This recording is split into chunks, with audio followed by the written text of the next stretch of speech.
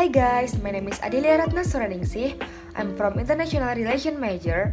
Here I would like to explain to you about how to give a cat a bath. First of all, we should ensure that we have all the necessary supplies before we start to give a cat a bath. So yeah, here's the things we need. Rubber gloves, cat shampoo, baler, towel, cotton buds, and a small cloth. And the following is a step-by-step for how to give a cat a bath. Fill the bucket with lukewarm water. Wet the cat from the shoulders to the tail and apply shampoo.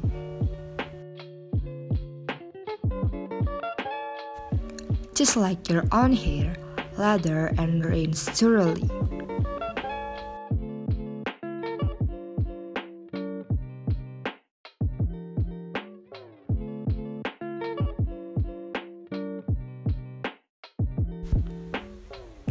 Most cats really hate having water splashed on their face, so use a damp washcloth to gently clean the cat's head.